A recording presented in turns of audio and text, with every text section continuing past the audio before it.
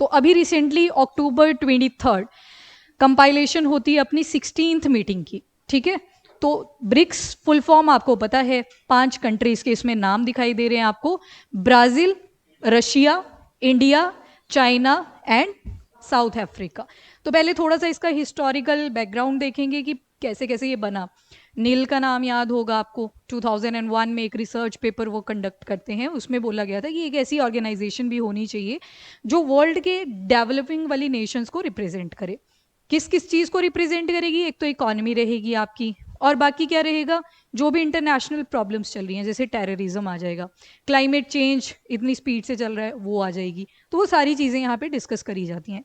पहले historical background देखेंगे, important से कुछ एग्रीमेंट जो साइन हुए थे उनके बारे में आपको पता होना चाहिए। एंड जो सेकंड चीज़ हम इसमें देखेंगे that is about the outcome of 16th meeting. Last time हमने COP कौन से वाला किया था? COP 29 तो अभी चल रही है मीटिंग। CBD का, कन्वेंशन ऑन बायोलॉजिकल डाइवर्सिटी, अरे जिसमें कन्मिंग मॉन्ट्रियल एग्रीमेंट्स पड़े थे, यस 16 था, ठीक है। COP 14 भी हुआ है एक कन्वेंशन का, COP 14 convention on migratory species, ठीक है, उसको भी देखेंगे, पर अभी COP 29 के साथ देख लेंगे उसको। तो वो समरकंद में हुआ था, उज्बेकिस्तान, तो उसको भी ध्यान में रखना। चलिए आ जाओ टॉपिक के ऊपर। GS पेपर 2 इंटरनेशनल रिलेशन से इंपॉर्टेंट हो जाता है आपके लिए। तो सबसे पहले तो क्या चीज़ हुई ब्रिक्स समिट 16th मीटिंग के अंदर, वो थोड़ा सा हाईलाइट्स दे रखे हैं। लोकेशन सबसे पहले कजान, नाम सुन के लग सकता है कजाकिस्तान, पर it is located in Russia. तो ये आपको पूरा रशिया का मैप दिखाई देगा, और यहाँ पे है लोकेशन दैट इज कजान। यहाँ पे हमारी 16th मीटिंग हुई है, किसकी? ब्रिक्स की। First point two note, location is important, Kazan. क्या क्या चीज़ों पे फोकस किया? तो मल्टीलेटरलिज्म। अब ये मल्टीलेटरलिज्म क्या होता है? मल्टी नाम से पता चल रहा है बहुत सारी कंट्रीज के बारे में बात हो रही होगी, मल्टी यानी कि मैनी। लेटरलिज्म का मतलब है बहुत सारी कंट्रीज आगे आएंगी और किसी कॉमन गोल के ऊपर फोकस करेंगी। फॉर एग्जाम्पल आज 2024 में अगर आप देखोगे तो कौन सा कॉमन गोल चल रहा है? Agenda 30, sustainable development goals. तो यहाँ पे मल्टीलेटरलिज्म का क्या मतलब होता है? बहुत सारी कंट्रीज आपस में मिलके एक कॉमन गोल के ऊपर काम करेंगी। तो यहाँ पे एक और चीज पता चलेगी आपको मल्टीलेटरलिज्म के साथ, मल्टीपोलर। अब मल्टीपोलर का क्या मतलब होता है? मल्टी अगेन बहुत सारी हैं, और पोलर मतलब पावर। जब आप इस 16th मीटिंग के हाइलाइट्स देख लोगे तो आप रियलाइज करोगे कि हाँ जी, हम मल्टीलेटरलिज्म के ऊपर फोकस कर रहे हैं, एंड सेकंड मल्टीपोलर के ऊपर फोकस कर रहे हैं, ठीक है। तो ये दो चीजें आपको लास्ट में दिखाई देंगी, तो कंक्लूजन में आप ये दो वर्ड्स यूज कर सकते हो। अब मल्टीपोलर पे क्यों ज्यादा फोकस किया गया है? क्योंकि आपको याद होगा कोल्ड वॉर का टाइम, दो पावर्स हुआ करती थी। बाइपोलर आपको कंट्रीज में देखने को मिलेगा, कौन कौन सी थी? एक था US, फिर आया USSR। 1990s में डिसइंटीग्रेशन हो जाता है USSR का। फाइनली कितनी कंट्रीज बन के आई थी? 15 कंट्रीज, रशिया को इंक्लूड करके 15 कंट्रीज आ गई थी यहाँ से। तो अब जो हमारा फोकस है that is on the multipolarity, मतलब सिर्फ दो पावर्स या एक पावर रूल नहीं करेगी, बहुत सारी पावर्स जो हैं वो रूल कर रही हैं। इंडिया को भी वन ऑफ देम कंसीडर किया जाता है, क्योंकि हमने पढ़ा है कि जो ग्लोबल साउथ है उसको कौन रिप्रेजेंट कर रहा है? इंडिया। और ग्लोबल नॉर्थ और साउथ के बीच में एक लाइन आती है दैट इज ब्रेंट लाइन, याद रखना उसको भी। अब जो कजान डिक्लेरेशन हुआ, जहां पे भी कोई मीटिंग होती है उसके आगे डिक्लेरेशन लगा देते हैं, बहुत सारे पॉइंट्स निकल के आते हैं। पहला जो फोकस है ग्लोबल गवर्नेंस के ऊपर है, ठीक है। मिनिमम गवर्नमेंट, मैक्सिमम गवर्नेंस, वो तो होता है, पर इन्होंने अभी नए मेंबर्स भी ऐड कर लिए। टोटल 5 कंट्रीज को बोला गया था, जिसमें से सऊदी अरेबिया, उन्होंने फॉर्मली अटेंड तो कर ली है मीटिंग, पर वो ऑफिशियली भी पार्ट नहीं है ब्रिक्स के, ठीक है। और दूसरा पीस बिल्डिंग, कि हम पीस एस्टेब्लिश करेंगे through out the world. Enhance cooperation among the global south nation, main focus कहाँ पे है? ग्लोबल साउथ के ऊपर। जब आप मैप को देखते हो तो यहाँ पे ऊपर की कंट्रीज जो आपको दिखेंगी वो ज्यादा डेवलप दिखेंगी, इंक्लूडिंग ऑस्ट्रेलिया। ऑस्ट्रेलिया ऑल दो साउथ वाले पार्ट में आती है, बट बिकॉज ये क्या है, डेवलप्ड नेशन है, तो इस वजह से इसको भी नॉर्थ में कंसीडर किया जाता है। तो ग्लोबल साउथ नेशन के ऊपर ज्यादा फोकस किया गया है। थोड़ी सी हिस्ट्री देख लेते हैं। एक जिम ओ निल थे, इन्होंने एक रिसर्च पेपर निकाला 2001 में, और जिसमें 4 कंट्रीज को इन्होंने ऐड कर लिया। तो पहले ये सिर्फ ब्रिक की थी, B for Brazil, R for Russia, I for India and C for China. Time बीतता गया। इन ईयर 2010 में एडिशन हो जाती है एक और कंट्री की, जिसका नाम है साउथ अफ्रीका। तो पहले क्या हुआ करता था, ब्रिक था जिसके अंदर 4 कंट्रीज थी। साउथ अफ्रीका को बाद में 2010 के अंदर ऐड कर दिया गया था। क्यों बनाया गया था? क्योंकि एक तो economy, quarter of the world economy को रिप्रेजेंट करता है। दूसरा, 40% जो वर्ल्ड की पॉपुलेशन है वो इन्हीं कंट्रीज में आपको देखने को मिलेगी। आफ्टर दैट वेस्ट, यानी कि आपकी ये जो यूएस एंड ऑल कंट्रीज आ जाएंगी, यूके एंड ऑल, वेस्ट में आ रहे हैं ना ये सारे, तो इनकी जो डोमिनेंस इंक्रीज कर रही है उसको कहीं ना कहीं टैकल करना था। तो दैट्स वाई एक नई ऑर्गेनाइजेशन अपने पास आती है, that is named as BRICS. अब जो बोला गया 16th मीटिंग में, इसको बोला गया है ब्रिक्स प्लस, क्योंकि नाम नहीं बन रहा था ना फिर अच्छे से। अब कितने ही एक्रोनिम बना लोगे आप, तो अब प्लस लगा दिया, मतलब नई और कंट्रीज ऐड होती जाएंगी तो वो प्लस में इंक्लूड हो जाएंगी। उसके बाद कहाँ कहाँ पे मेन फोकस करा गया जब स्टार्टिंग में इसको बनाया गया था? जो जो भी ये टेररिज्म रिलेटेड प्रॉब्लम्स हैं आपके, आतंकवाद को लेके प्रॉब्लम्स हैं, क्लाइमेट आपका चेंज कर रहा है उसको लेके जो भी प्रॉब्लम्स आ रही हैं, food and energy security provide करनी थी, और अर्थव्यवस्था के ऊपर फोकस था पूरे वर्ल्ड की, नॉट ओनली ब्रिक नेशंस, उनको चेक करके हमें भी ग्रो करना था जो ब्रिक्स के अंदर थे, तो इंडिया भी था। फाइनेंशियल सिचुएशन, अब आईएमएफ आप सुनते हो, इंटरनेशनल मॉनेटरी फंड। दूसरा आप एक और बैंक सुनते हो, that is world bank. World bank के हेडक्वार्टर्स आ जाएंगे एट वॉशिंगटन डीसी। तो ये कहीं ना कहीं किसकी ज्यादा डोमिनेंस रिप्रेजेंट करता है? अगेन वेस्ट की डोमिनेंस को रिप्रेजेंट करता है। तो ब्रिक्स ने फोकस किया कि हमारे अपने फाइनेंशियल जो है अलग से इंस्टीट्यूशंस हो। जैसे आपने न्यू डेवलपमेंट बैंक के बारे में सुना होगा, जिसके हेडक्वार्टर शंघाई चाइना में आपको मिल जाएंगे। तो इन सब चीजों के ऊपर फोकस किया during the formation of this BRICS, ये जो ऑर्गेनाइजेशन बनी गई। और ब्रेटन वुड इंस्टीट्यूशन, समझ रहे हो ना, वर्ल्ड बैंक की बात हो रही है, तो वैसे ही यहाँ पे भी इंस्टीट्यूशन बनाए गए, ट्रेड के ऊपर फोकस किया गया। ओवरऑल आप देख रहे हो सारी चीजों को टच कर लिया था इन्होंने। तो मेन एम में ज्यादा नहीं सोचना होता कि पर्पस में क्या लिखे, जो भी आपको एजेंडाज, जो भी आपके सस्टेनेबल डेवलपमेंट गोल्स हैं, जो भी वहां पे एम्स लिखी गई हैं, वही इनके फोकस थे, एरिया ऑफ फोकस। 2009 में फर्स्ट ब्रिक मीटिंग होती है। अब यहाँ पे ब्रिक लिखा है, अभी साउथ अफ्रीका नहीं आया था क्योंकि 2009 चल रहा है। तो कहाँ पे हुई थी? ये तो रशिया में हुई थी, ये कोई नहीं पूछेगा आपसे। 2010 में क्या हुआ? साउथ अफ्रीका की एडिशन हो जाती है, अभी सिर्फ एडिशन हुई थी। 2011 में फर्स्ट टाइम साउथ अफ्रीका ने भी पार्टिसिपेशन करा, आपकी ब्रिक्स जितनी भी मीटिंग होने लगी चाइना में हुई थी जैसे कि उस टाइम पे। 2014 में एक डिक्लेरेशन होती है जिसका नाम था फोर्टालेजा। फोर्टालेजा जो डिक्लेरेशन होती है, ये 6th ब्रिक्स समिट हुआ था। नंबर उतना जरूरी नहीं है, पर डिक्लेरेशन इज इंपॉर्टेंट, क्योंकि ये जो आपकी फोर्टालेजा डिक्लेरेशन थी, इसी के तहत इन्होंने अपना एक नया बैंक लॉन्च करा जिसका नाम था न्यू डेवलपमेंट बैंक। तो 6th ब्रिक्स मीटिंग हुई थी जब, फोर्टालेजा डिक्लेरेशन, उसमें क्या आया अपने पास? न्यू डेवलपमेंट बैंक, जिसके हेडक्वार्टर्स एट शंघाई चाइना। ठीक है, तो ये आया था अपना 6th वाला जो ब्रिक्स समिट हुआ था। 2014 ईयर था जब इंडिया में किसकी सरकार आई थी? बीजेपी की, तो वैसे याद करके रख लेना। एंड फोर्टालेजा डिक्लेरेशन नाम था, तो इसको भी ध्यान में रखोगे। 2015 में ऊफा डिक्लेरेशन आती है। ऊफा इज प्लेस इन रशिया, ये रशिया के अंदर जगह मिल जाएगी आपको। तो इन्होंने मेन फोकस किया था कि हाँ जी, हमें इकोनॉमिक कोऑपरेशन करनी है, international security, peace and all, ये सारी चीज़ें मेंटेन करनी है। तो कुछ खास नहीं था, बट ऊफा लोकेशन को थोड़ा सा ध्यान में रखना, इट इज़ इन रशिया। 2021 में 13th जो ब्रिक समिट हुआ था, ये हुआ था इंडिया के अंदर। इससे पहले 2 और हमने सबमिट करवाए थे, एक था 2012 का और एक था 2016 का, तो ये हमने ही चेयर किए थे। पर जो 13th ब्रिक समिट हमने करवाया था 2021 में, उसकी एक खास बात थी। 2020 से अगला साल है, तो जो मीटिंग हुई थी दैट वाज वर्चुअल। एग्जाम में ऐसी स्टेटमेंट्स भी देखने को मिली हैं कि मीटिंग कैसे हुई थी, तो वर्चुअल हुई थी, तो थोड़ा सा इसको ध्यान रखोगे आप। 2021 की बात है, इससे पहले 2 बार हम चेयर कर चुके हैं, 2012 एंड 2016। उसके बाद 2022 का आपका बीजिंग डिक्लेरेशन होता है, मतलब चाइना के अंदर हुआ। तो रशिया एंड यूक्रेन का ये जो वॉर चल पड़ा था, उनके ऊपर ज़्यादा फोकस किया। उसके अलावा कोविड-19 के अगेंस्ट जो फाइट चल रखी थी, वैक्सीन बनाने की और उस प्रॉब्लम को टैकल करने की, उसके ऊपर फोकस किया था। डिजिटलाइजेशन के ऊपर ज़्यादा फोकस किया था, और उसके अलावा रिन्यूएबल एनर्जी सोर्सेज के ऊपर बातचीत करी थी। फिर 2023 का 15th ब्रिक्स लास्ट ईयर का आपका साउथ अफ्रीका में हुआ था, लोकेशन इज जॉनसन्सबर्ग, तो ये आपका हुआ था लास्ट ईयर। तो इसके तो खास एम्स थे नहीं। अभी वाले के जो है Kazan declaration, that is your 16th meeting, ये कुछ आउटकम्स हैं, इनको अपने पास चाहे से नोट कर लो ताकि आपको पॉइंट्स एकदम से क्रिस्प एंड क्लियर रहें कि क्या क्या मेन बातें करी गई है। तो सबसे पहले तो आपको पता है किसके ऊपर बात हुई होगी, as usual Russia and Ukraine. अब यहाँ पे इस आर्टिकल को जब राइटर ने लिखा है तो एक तरफ वेस्ट की आइडियोलॉजी दिखाई है, यूएस आप इमेजिन कर सकते हो, एंड दूसरी तरफ रशिया की।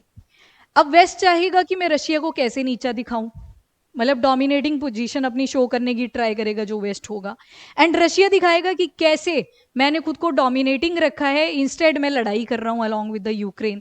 तो यहाँ पे वेस्ट देखना बार बार क्रिटिसाइज करेगा कि कैसे हमने रशिया को अगेंस्ट इसके इंटरनेशनल कोर्ट ऑफ जस्टिस से वारंट जारी करवाया हुआ है कि अगर पुतिन आता है किसी भी मेंबर कंट्री के अंदर, जैसे लास्ट वाला जो ब्रिक समिट आप देखते हो कहाँ पे हुआ था, साउथ अफ्रीका, तो इंटरनेशनल कोर्ट ऑफ जस्टिस का, जो इंटरनेशनल क्रिमिनल कोर्ट भी बोलते हैं इंटरनेशनल कोर्ट ऑफ जस्टिस, तो उस उन्होंने क्या किया था, वारंट जारी किया था अगेंस्ट पुतिन।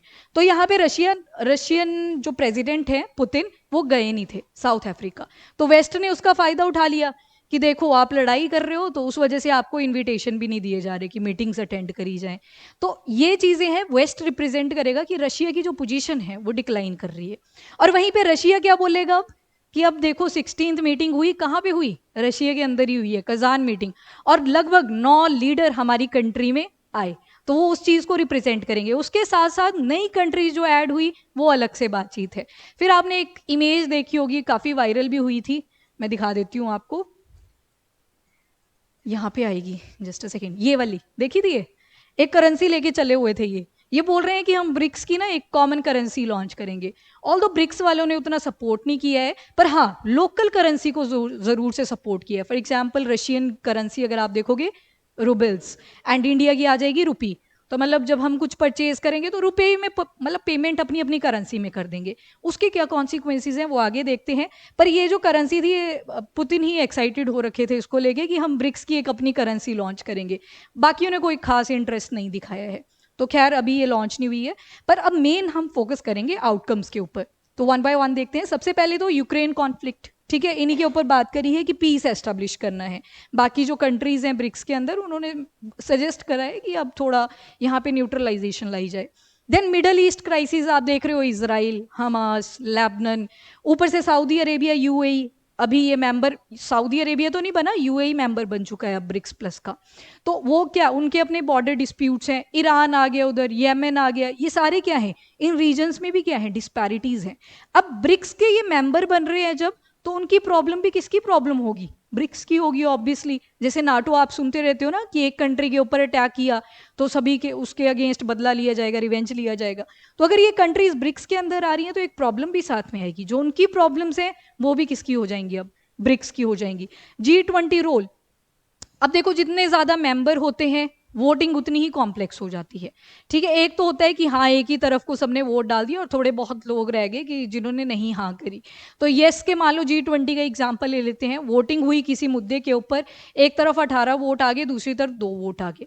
अब कुछ ऐसे भी डिसीजन होते हैं जहां पे न्यूट्रल पॉइंट ऑफ व्यू लाने की ट्राई करी जाती है कि ये डिसीजन पास ही ना हो आगे। तो अब जैसे जैसे मेंबर्स इंक्रीज करेंगे यू विल नोटिस की प्रॉब्लम ज्यादा होंगी, क्योंकि हम हमेशा से सुनते आए हैं minimum government is equal to maximum governance, पर जितने ज्यादा मेंबर वहां पे ऐड होंगे वो कहीं ना कहीं नेगेटिव इमेज छोड़ेगा। बट खैर यहाँ पे बोला गया है कि देखो हम G20 जो कंट्रीज हैं उनके मेंबर्स को भी ऐड कर रहे हैं। For now 4 total official countries जो हैं वो ऐड हो चुकी हैं, आगे देखते हैं। उसके अलावा फाइनेंशियल इनोवेशन के ऊपर काम करने की बात करी है, इंटर बैंक कोऑपरेशन, ये टर्म आ चुकी है एक सुर्खियों के अंदर, तो इसको आप थोड़ा सा ध्यान रखोगे। इसमें बेसिकली वही बातें करी गई हैं जैसे पुतिन ने बोला कि एक अपनी ब्रिक्स करेंसी निकालते हैं ताकि डॉलर्स के ऊपर ज़्यादा फोकस ना करना पड़े। उसके अलावा लोकल करेंसीज की बात करी गई है, लोकल करेंसी मतलब अपनी अपनी करेंसी में पेमेंट करो, पर उसके क्या क्या इंपैक्ट्स हो सकते हैं वो आपको देखने पड़ेंगे। Then cross border payments in local currency.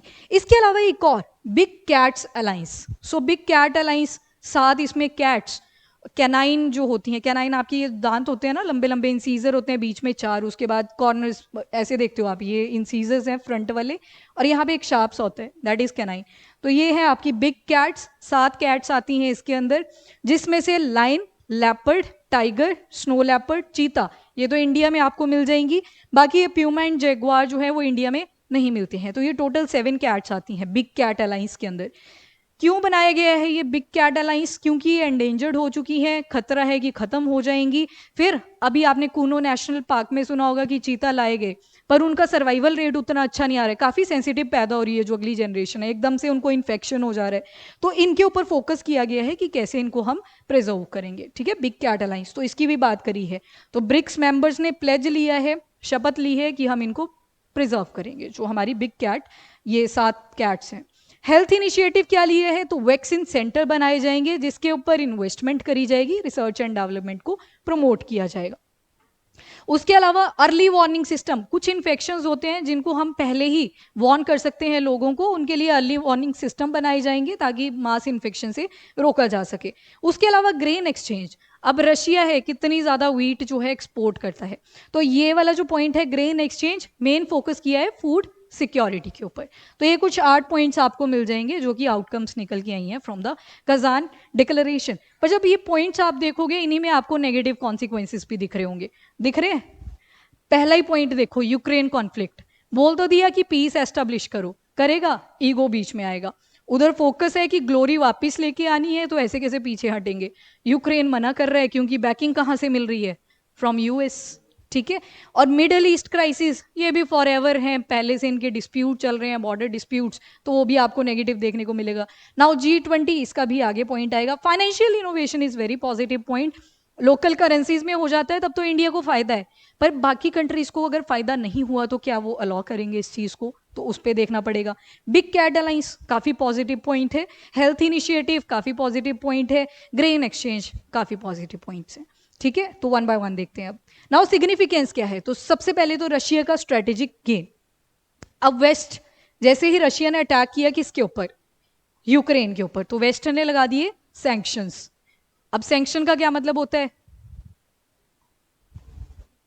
हाँ, सैंक्शन का मतलब है कि अब इंडिया अगर रशिया के साथ ट्रेड करेगा, तो रशिया को तो मना कर रही थी, इंडिया के ऊपर भी चार्जेस लगेंगे, फाइन लगेगा, टैक्स लगेगा, जो मर्जी सोच लो। तो यहां पे क्या हुआ? वेस्ट ने लगा दिए सैंक्शन, क्योंकि उन्होंने यूक्रेन के ऊपर कर दिया अटैक, फर्स्ट थिंग। दूसरा क्या हुआ? इंटरनेशनल क्रिमिनल जो कोर्ट है, जिसके headquarters at, yes, very good, Hague बोला, आकांक्षा ने बोला, नीदरलैंड्स में है, याद रखना इसको। अब यहां से एक जो वारंट था वो जारी कर दिया गया था अगेंस्ट पुतिन, और बोला गया कि जो भी मेंबर कंट्रीज हैं आईसीसी की, अगर उस कंट्री के अंदर रशियन प्रेसिडेंट पुतिन आते हैं तो उनको अरेस्ट कर लिया जाएगा। तो यहाँ पे देखो, ये जो 2 लाइंस मैंने अभी बोली, कौन कौन सी, एक सैंक्शन वाली और दूसरी अरेस्ट वाली, ये कहीं ना कहीं अगेंस्ट रशिया है, ठीक है। किसकी डोमिनेंस दिखा रहा है? वेस्ट की। तो वेस्टर्न आइडियोलॉजी है कि जो रशिया है वो अपनी ग्लोरी लूज कर चुका है, कोई डोमिनेंस नहीं है, पर वेस्ट की अभी भी दिखाई गई है, फर्स्ट थिंग। अब दूसरा पॉइंट जो आता है वो आता है फ्रॉम द पुतिन साइड।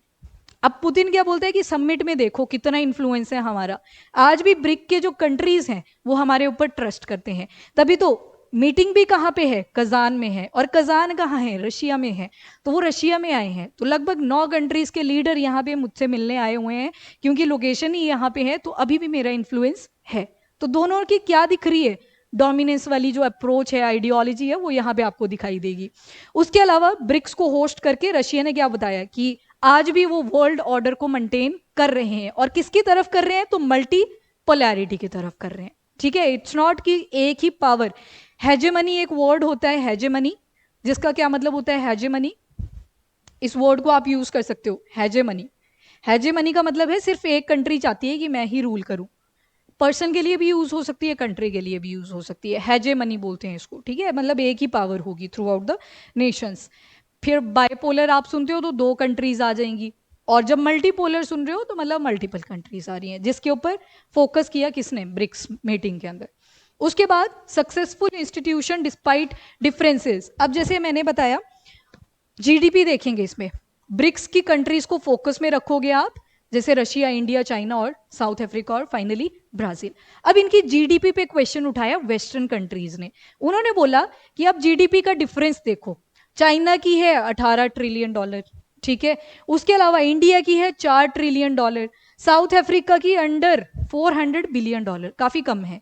तो यहाँ पे एक तरह से फूट डालने वाला काम तो करने की ट्राई करी उन्होंने, पर रशिया की तरफ से स्टेटमेंट आ जाती है। ओवरऑल कजान डिक्लेरेशन में क्या स्टेटमेंट दी कि डिस्पाइट हमारे बीच में इतने सारे डिफरेंसेस हैं जीडीपी में, बट फिर भी हम क्या करेंगे, कोऑपरेशन करेंगे, और जो लीस्ट डेवलपिंग है उनको हम सपोर्ट करेंगे by providing the funds. Funds कहाँ से आएंगे, न्यू डेवलपमेंट बैंक से।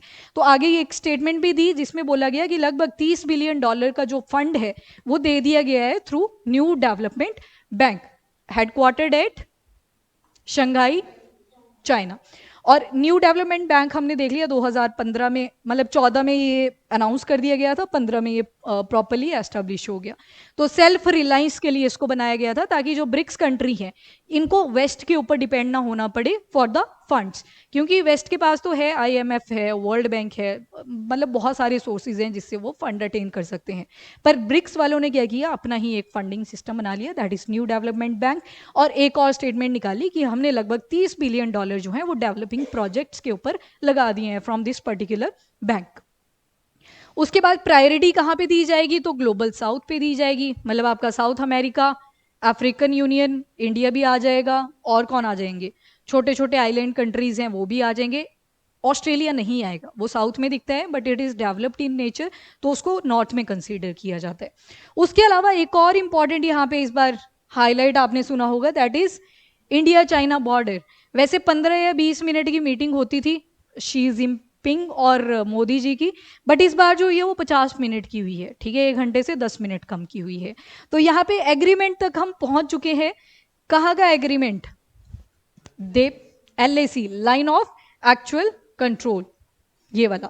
तो यहाँ पे कुछ कॉन्फ्लिक्टेड जोन्स हैं जैसे गलवान वैली, 2020 में ये कॉन्फ्लिक्ट शुरू हो गया था, पर बढ़ता ही गया, और अभी सिर्फ एग्रीमेंट बोला है, वर्बल हुआ है, कोई सिग्नेचर नहीं हुआ है कि ये सॉल्व हो गया मैटर।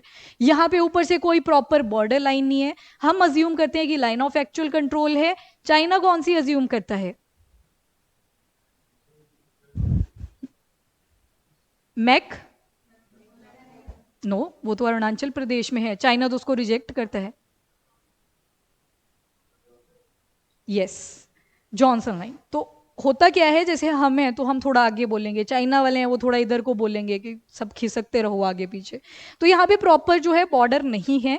तो अब एग्रीमेंट हुआ है एक कि हाँ हम इस जो बॉर्डर को लेके जो इशू है इसको रिजॉल्व करने की ट्राई करेंगे। सबसे पहले तो गलवान की लोकेशन आ गई, ये ऊपर देपसांग है, नीचे रेमचौक है, और यहाँ पे एक इंपॉर्टेंट लेक आ जाती है, that is your Pangong so lake, ठीक है, ये लद्दाख का रीजन है। ये वाला कौन सा है, अक्साई चेन। और यहाँ पे कौन सा ग्लेशियर है, सियाचिन ग्लेशियर। गिफ्ट में दे दिया था पाकिस्तान ने चाइना को, कितना अच्छा गिफ्ट दे दिया, ग्लेशियर ही दे दिया। लो, तो इसके ऊपर एग्रीमेंट करा हुआ है, तो ये भी एक बहुत बड़ी आउटकम है फ्रॉम द कजान डिक्लेरेशन, इसको भी आप ध्यान रखोगे। पॉलिटिकल इंपैक्ट्स क्या क्या देखने को मिलेंगे, तो ब्रिक्स की जो अब रिप्रेजेंटेशन है वो ग्लोबल स्टेज पे हो रही है। वेस्ट डर रहा है, कहीं ना कहीं जेलस भी फील कर रहा है, and counter balance to western institution. G7 आप सुनते हो, G20 सुनते हो, G20 में हम भी हैं पर वेस्टर्न कंट्रीज भी बहुत सारी हैं। G7 के अंदर अगर बात करें तो अब ये कंट्रीज आपको रट जानी चाहिए। कौन कौन आ जाएगा, यूएस आ जाएगा, Canada, UK, Italy, Japan, France, Germany. तो ये कंट्रीज तो आपको याद रखनी है। कौन कौन सी आ गई, US, Canada, UK, Italy, Japan, France और जर्मनी, तो 7 कंट्रीज। 2014 से पहले कितनी थी ये, G8, यानी कि इसमें एक और कंट्री थी रशिया। पर रशिया ने क्या किया था, क्रीमिया को एनेक्स कर लिया, जिस वजह से इनको बाहर निकाल दिया गया था। तो जो रशिया था ये 2014 में बाहर कर दिया, तो G8 से बन चुका था G7। और इसके अलावा G20 कंट्रीज ये तो बहुत सारी हैं, 20 हैं, यूरोपियन यूनियन। और जो G20 2023 का इंडिया में हुआ था, उसके तहत एक और यूनियन ऐड करा गया है, अफ्रीकन यूनियन। तो वो चीज़ भी आप याद रखोगे इस केस में। तो हम क्या कर रहे हैं, वेस्टर्न इंस्टीट्यूशंस को कहीं ना कहीं टैकल करने की ट्राई कर रहे हैं फ्रॉम द ब्रिक्स। और यूएनएससी आपने सुना होगा, UNSC United nation security council. अब ये क्या कर रहे हैं, ये भी जब डिसीजन लेते हैं तो कहीं ना कहीं बाइस्ड डिसीजन आपको देखने को मिलेंगे, मतलब एक तरफे अपने ही फेवर में डिसीजन सुनाएंगे। वैसे ही IMF है, international monetary fund, again west का है। देन वर्ल्ड बैंक आ जाता है, अगेन किसका है, वेस्ट का है। तो इनको टैकल करने के लिए ब्रिक्स के अंदर आप नोटिस करोगे कि कुछ ना कुछ बना ही रखा है। जैसे न्यू डेवलपमेंट बैंक आ गया, अगर फंड चाहिए तो इससे ले लो, इन्होंने प्रूफ भी दिया कि $30 बिलियन हम इन्वेस्ट कर चुके हैं। उसके अलावा तो ये जो चीज़ें हैं ये क्या रिप्रेजेंट करती हैं कि कहीं ना कहीं बाइसनेस शो करते हैं और अपनी हेजेमनी को प्रमोट करते हैं। उसके अलावा कजान डिक्लेरेशन में बोला गया है कि जो ऊपर वाली इंस्टीट्यूशंस हैं इनको हम टैकल करेंगे by making the new institutions, तो वो बनाए जाएंगे ब्रिक्स के अंडर। अब इंडिया की क्या स्पेसिफिक इंपॉर्टेंस रही, तो दिल्ली से प्राइम मिनिस्टर मोदी भी गए थे, तो उससे पता चलता है कि इंडिया भी क्या कर रहा है, ब्रिक्स को भी सपोर्ट कर रहा है और साथ में रशिया को भी सपोर्ट कर रहा है। तो वो रशिया के लिए पॉजिटिव स्टेटमेंट आ गई कि देखो एक लीडर इंडिया से भी आए थे। तो जियोपॉलिटिकल बैलेंस बनाया जा रहा है, स्ट्रैटेजिकली सोच के चल रहे हैं, क्योंकि हमारी डिपेंडेंसी रशिया के ऊपर काफ़ी ज़्यादा है। काफ़ी सारी चीज़ें, एनर्जी को हम वहाँ से इम्पोर्ट करवाते हैं, ग्रेन्स इम्पोर्ट करवाते हैं जब ज़रूरत पड़ती है। तो there are so many things जो हम इम्पोर्ट करते हैं फ्रॉम द रशिया। और एक अनएक्सपेक्टेड एग्रीमेंट भी हुआ, कौन सा, बीजिंग एंड न्यू दिल्ली के बीच में, about the line of actual control. उसके बाद ये जो मीटिंग थी मोदी एंड जी की 50 मिनट्स तक चलती है, तो it is just a positive point. मतलब अभी साइन कुछ नहीं हुआ है, ऐसे मत सोचना कि हो गया सब सॉल्व कुछ नहीं हुआ है, बस बोला है, अभी वर्बल चीज़ें हैं। ओके तो ये तो वही है, एक्सपांशन कर दी गई है। एक्सपांशन में 4 नई कंट्रीज ऐड कर दी गई और एक कंट्री ने अभी फॉर्मली बस बोल दिया है कि हाँ जी हमें आना है ब्रिक्स के अंदर, पर अभी आए नहीं है। तो 4 कंट्रीज कौन कौन सी हैं, Egypt, Ethiopia, Iran, United Arab Emirates. तो ये 4 कंट्रीज जो हैं इन्होंने ऑफिशियली पार्टिसिपेशन कर लिया इन द ब्रिक्स। पर जो सऊदी अरेबिया है, इनके किंग तो नहीं आए थे, इन्होंने अपने फॉरेन अफेयर मिनिस्टर को भेज दिया था ताकि मीटिंग जैसी अटेंड कर लें वो, ठीक है। तो इन्होंने अभी यस नहीं बोला है, तो अभी मेंबर नहीं है ये ब्रिक्स के। तो इस बार जो नाम पड़ गया वो क्या पड़ गया फाइनली, ब्रिक्स प्लस। लोकेशंस देख लो, यहाँ पे आपकी सऊदी अरेबिया आ जाएगी, ये है आपका यमन, यमन की कैपिटल आ जाती है सना, और सना में एक रिबेलियन ग्रुप है नेम्ड हाउदी, याद रखना इसको, हाउदी। अब नहीं दिखेगा ये न्यूज आर्टिकल्स में थोड़े टाइम के लिए, पर पेपर में जरूर दिख जाएगा, तो इसको ध्यान में रखोगे, that is Howdy. Hajmola, Hezbollah, Lebanon, ठीक है, लेबनान का था, यहाँ पे आपको लेबनान मिल जाएगा। पर एक चीज है, इन्होंने ज्वाइन तो कर लिया, यूएई यहाँ पे आ जाएगा आपका, ज्वाइन तो कर लिया, पर इनके अपने भी कॉन्फ्लिक्ट्स हैं। तो अब वो कॉन्फ्लिक्ट भी किसके हो जाएंगे, ब्रिक्स प्लस के हो जाएंगे, तो उनके ऊपर भी अब थोड़ा सा हम ध्यान देंगे। अब प्रोज क्या क्या है, पॉजिटिव चीजें क्या हैं। इस बार अगर 4 कंट्रीज ये जो नई वाली ऐड हुई हैं, जैसे इजिप्ट को ही देख लो, यहाँ पे अफ्रीकन यूनियन, ये वाला आ गया आपका इजिप्ट। अलेक्जेंड्रिया पोर्ट सुना होगा आपने, ये कौन सी कैनाल है यहाँ पे, स्वेज कैनाल, सबसे पुरानी कैनाल है, बहुत इंपॉर्टेंट कैनाल है फॉर द ट्रेड पर्पस। तो यहाँ पे जो अलेक्जेंड्रिया पोर्ट आता है, इजिप्ट उसको चेक करती है, जो भी पेमेंट्स आती हैं वो उसी पोर्ट पे आती हैं। तो कहीं ना कहीं इंपॉर्टेंस है, मेडिटेरियन सी में डायरेक्टली रास्ता जा रहा है, रूट जा रहा है, इसकी भी इंपॉर्टेंस दिखेगी आपको। यूएई देख लो कितना ज़्यादा इंपॉर्टेंट कंट्री है, ऑयल डायरेक्टली दिखेगा आपको जब भी अरबिक कंट्रीज की आप बात करोगे, तो ऑयल की इंपॉर्टेंस अब बढ़ चुकी है। एक तरफ ऑयल प्रोड्यूसिंग कंट्रीज आपको दिखेंगी और दूसरी तरफ कंज्यूमिंग वाली दिखेंगी, तो एक बैलेंस सा बन गया। अब प्रोडक्शन वाली भी है अपने पास कंट्रीज और दूसरी कंजप्शन वाली भी है। इंडिया किस में आएगा, कंजप्शन में आएगा कि प्रोडक्शन में आएगा, कंजप्शन में, ऑब्वियसली हम तो यूज कर रहे हैं ना ऑयल, और हमारे पास तो 10 दिन का ही होता है मिनिमम, पता ही है आपको, 15 दिन का होना चाहिए मिनिमम जो रिजर्व होता है, अपने पास 10 दिन का भी नहीं बचता, तो हमारे लिए तो बहुत ज़्यादा इंपॉर्टेंट है। अब क्या फ़ायदा होगा, चलो ठीक है, ऑयल प्रोड्यूस कर रही हैं वो, यूएई आ गई आपकी, सऊदी अरेबिया आ गई, एंड ऑल आ गई, तो ये प्रोड्यूस तो कर रही हैं, पर हमें क्या फ़ायदा होगा, नेगोशिएशंस। अब बोलेंगे कि हाँ जी जैसे कि हम एक ही घर के मेंबर्स हैं, अब एक ही घर के हो गए ना, ब्रिक्स प्लस में आ गए हैं, तो नेगोशिएशंस पॉजिटिव नोट पे हो सकती हैं, थोड़ा सा प्राइसिंग में रिडक्शन हो सकता है। जैसे रशिया ने, जब यूक्रेन और रशिया का कॉन्फ्लिक्ट चला, रशिया ने बोला इंडिया वालों को कि हमारे ऊपर वैसे तो सैंक्शन लगे हैं, पर देख लो हम सस्ते दाम पे बेच रहे हैं ऑयल। इंडिया ने बिना सोचे कि वेस्ट क्या बोलेगा, बाद में वेस्ट भी मुकर गया, वेस्ट कहता कि नहीं हम भी यही बोल रहे थे कि इंडिया को तो अच्छा है कि अगर सस्ते में बिक रहा है, तो रशिया से हमने परचेजिंग करी। अब फाइनली यहाँ पे ऑयल प्रोड्यूसिंग कंट्रीज भी ऐड हुई हैं, तो कहीं ना कहीं हम नेगोशिएट कर सकते हैं ऑन द ऑयल।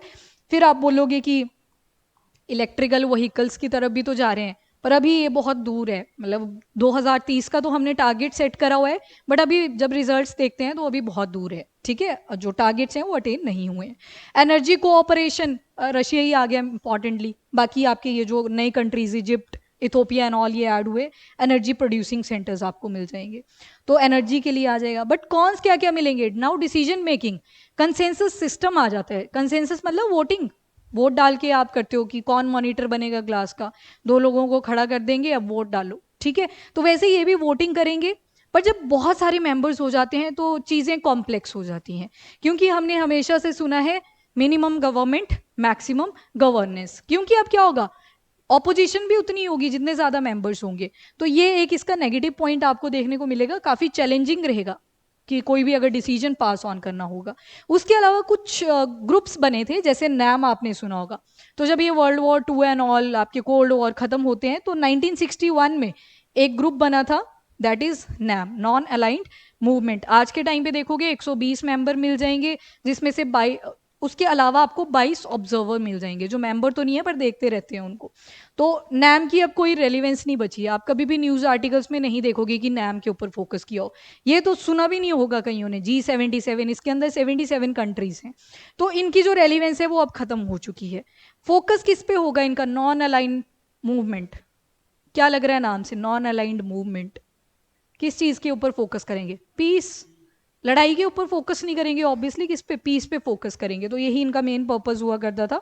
तो मे बी अगर ब्रिक्स के अंदर इतने सारे मेंबर्स ऐड होते चलेंगे तो क्या पता वो भी अपना रेलिवेंस लूज कर दे, तो एक नेगेटिव पॉइंट ये भी देखने को मिलेगा।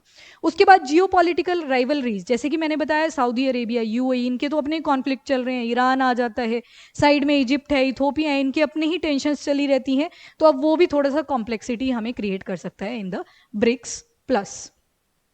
अब जो फोकस किया गया वो किया है डी डॉलराइजेशन, ठीक है, आपने सुना होगा एक स्विफ्ट सिस्टम, जिसमें क्या होता है, दो कंट्रीज आ गई, फॉर एग्जाम्पल ये है आपका स्विफ्ट अकाउंट, और इस तरफ है इंडिया और इस तरफ है यूएस। सो यहाँ पे यूएस कंसीडर कर लो, यहाँ पे इंडिया कंसीडर कर लो। अब ये बताओ मुझे, हम एज अ इंडियंस हम क्या करते हैं, ज्यादा इंपोर्ट करते हैं फ्रॉम यूएस या एक्सपोर्ट करते हैं टू यूएस? यूएस से इंपोर्ट करते हैं? नो, यहाँ पे हम प्लस पॉइंट पे हैं, हम बहुत ज़्यादा एक्सपोर्ट करते हैं यूएस को, उतनी चीज़ें हम परचेज नहीं करते। यहाँ पे हमारा ट्रेड सरप्लस में है, ठीक है, दो टर्म्स होती हैं, कौन कौन सी? ट्रेड सरप्लस, सरप्लस मतलब बहुत ज़्यादा, और दूसरा है ट्रेड डेफिसिट, ये कंट्री के कॉन्टेक्स्ट में होता है। अब जैसे इंडिया यूएस को बहुत सारी चीज़ें अगर बेच रहा है तो कौन सरप्लस में हुआ? इंडिया, और ये क्या आ जाएंगे यहाँ पे? ट्रेड डेफिसिट, ठीक है, तो ट्रेड सरप्लस मतलब फायदा हो रहा है अपना, अपनी कंट्री का, एंड डेफिसिट किसके साथ है? चाइना के साथ, 90% का गैप आ जाता है, बहुत सारी चीजें परचेज करते हैं उनसे, तो वो डेफिसिट आ जाएगा उनके कॉन्टेक्स्ट में। तो यहाँ पे ये होता है अकाउंट जिसके थ्रू करी जाती है पेमेंट, और पेमेंट होती है किसमें? डॉलर्स में, ठीक है। तो डी डॉलराइजेशन पे फोकस करा है ब्रिक्स ने कि वेस्ट को हम डोमिनेट नहीं करने देंगे, उनकी करेंसी को भी यूज नहीं करेंगे।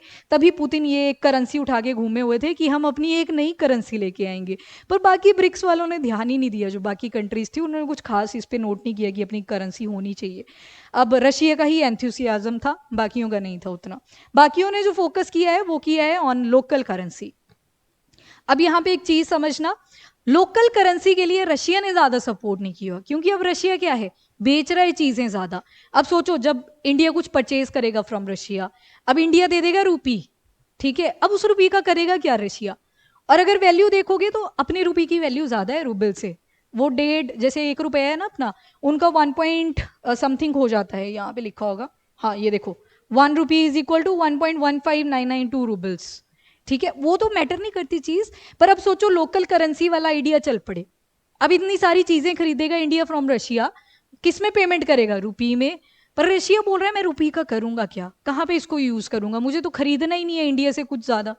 तो मतलब जो ट्रेड सरप्लस कंट्रीज हैं उनके लिए तो लॉस में जाएंगी चीजें, वो तो इस आइडिया को कभी भी फेवर नहीं करेंगे। समझ आया ये वाला पॉइंट?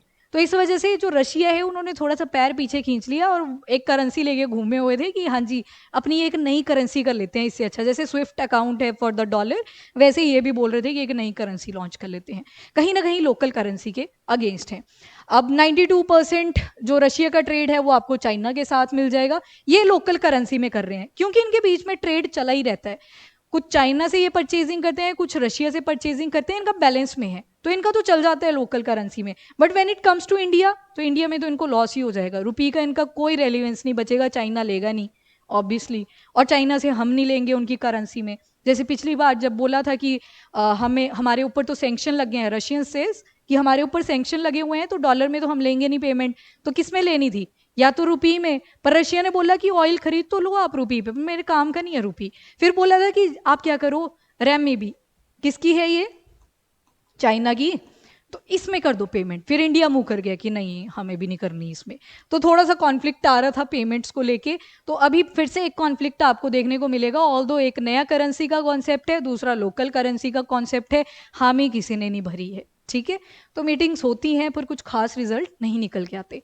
नाउ कंक्लूजन आएगा तो इसमें आपको 2-3 टर्म्स का काफी ज्यादा यूज करना है। एक तो किस चीज पे फोकस किया, एक मल्टीलेटरलिज्म, कि सारी कंट्रीज क्या कर रही हैं, किसी कॉमन गोल के ऊपर फोकस कर रही हैं। दूसरा फोकस रहेगा मल्टी पोलैरिटी। और क्या लिख सकते हो कि हम किसके ऊपर फोकस कर रहे हैं, डेवलपिंग कंट्रीज के ऊपर, यानी कि ग्लोबल साउथ। तो ये कुछ 3-4 पॉइंट्स हैं जिनको आप कंक्लूजन में लिख सकते हो।